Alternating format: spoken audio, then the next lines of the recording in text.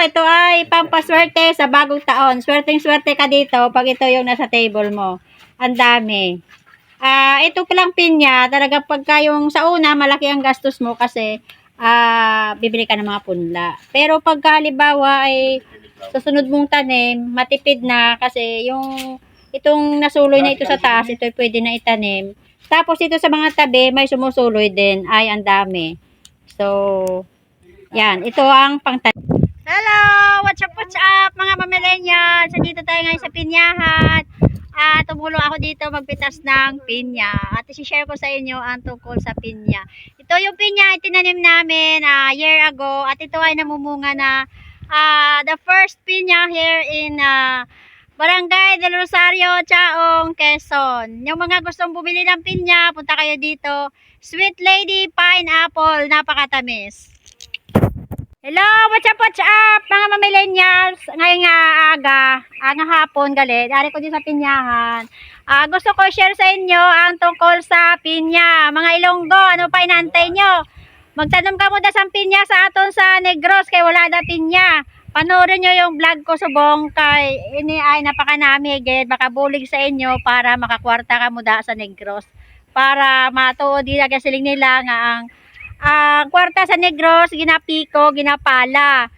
Kaya, panoorin nyo yung vlog ko ngayong araw na ito mga Ilonggo. Tapos, subscribe nyo din ko.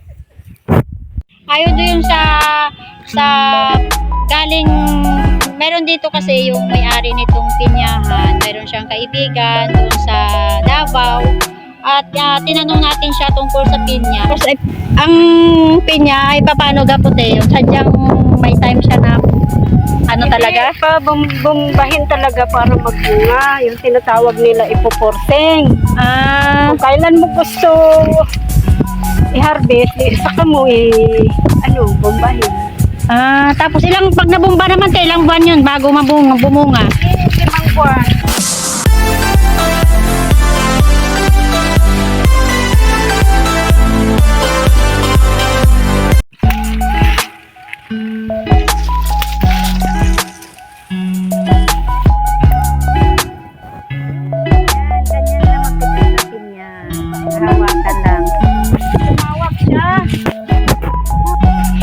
Magpitas ng pinya, hawakan mo dito, tapos gaganyanin lang. Yun, madali lang siya, balina ang pinya.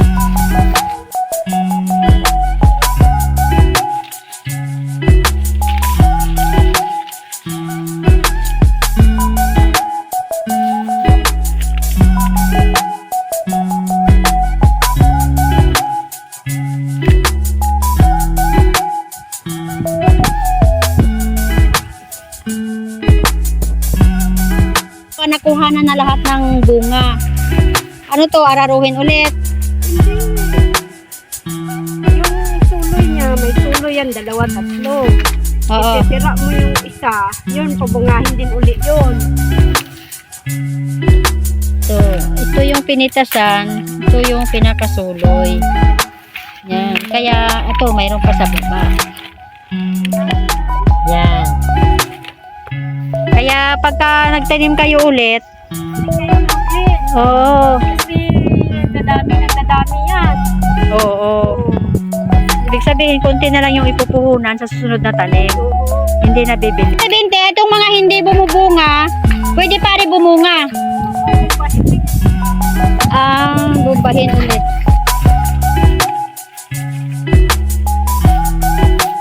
Madali lang pala mamitas ng pinya. Ano lang siya, yung babaliin lang. Kaso lang makati. Kailangan naka-jacket ka, nakabuta. So si ate sanay na sanay talaga sa pitasan ng pinya Pagbagong taon. Yan. Ngayon kasi ay magbabagong taon, kaya pinipitas na nila yung mga maliliit. Kasi ito ay nabibili rin, mahal din siya bilhin.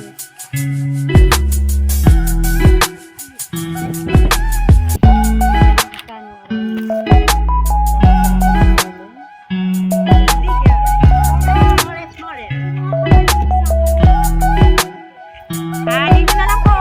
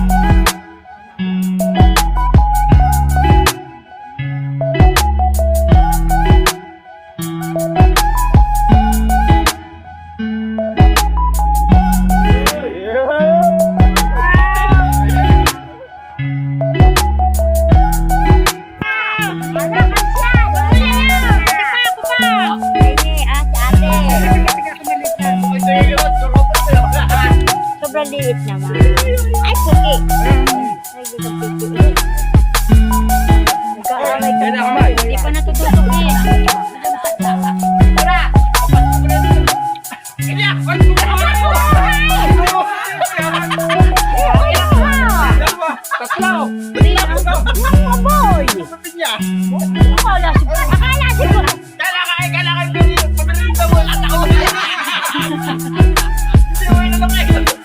Hindi, kukuha na. Wala.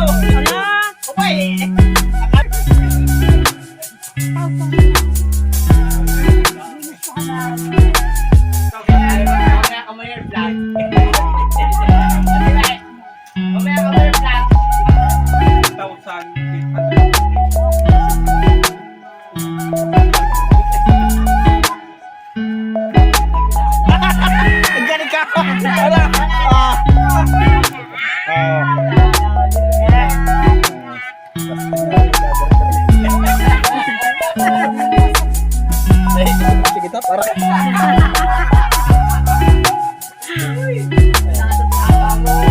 Yeah, pwede na. Pasa na.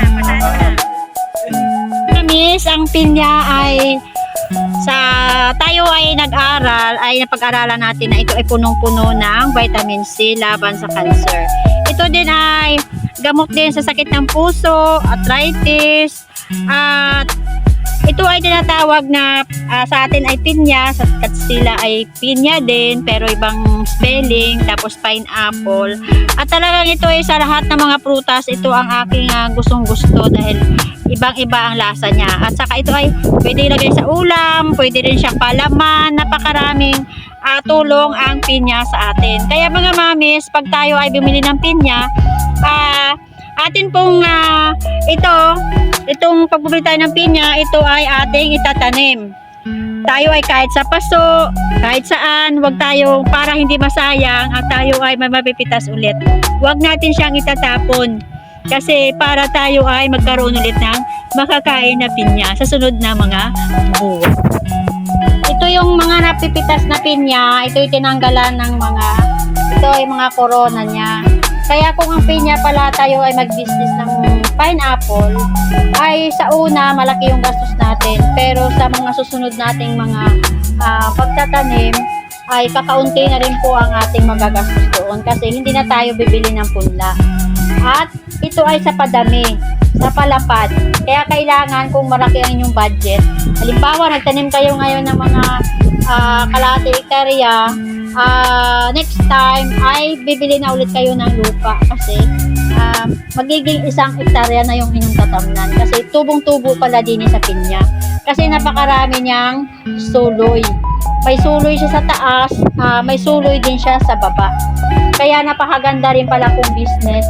Mga mamis, kung nagbabala kayong mag-business at mayroon kayong lupa, ay napakaganda pong i-suggest ko sa inyo ang business ay pineapple. At talagang napakaganda at talagang maganda siyang pagkikita. Si ate, nagasaranggan ito doon kay na Manny Pacquiao. Marami daw pinyahan. Talagang sanay na sanay siya sanay ano nga tawag nito? Di ko marunong na to. Kamada. Parang sanay na sanay magkamada na rin pinya. Ito yung gamot ng mga talong-talong din sa pinya, iba. Hindi magkatulad.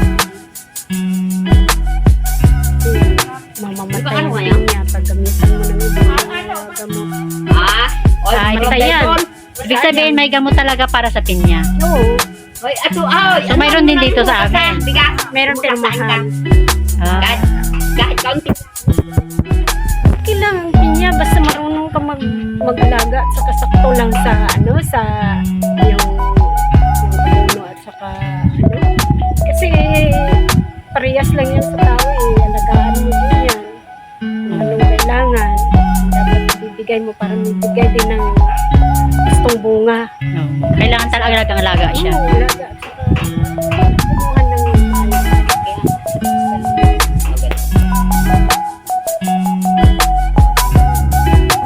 Ilang buwan yung pag naitanim, ilang buwan siya bago bumbahin ng pampabunga? depende yun sa kalaki ng pinya. Mayroong 7 months, 6 months. Usually, mga 1 taon talaga maganda. Para matured na yung puno.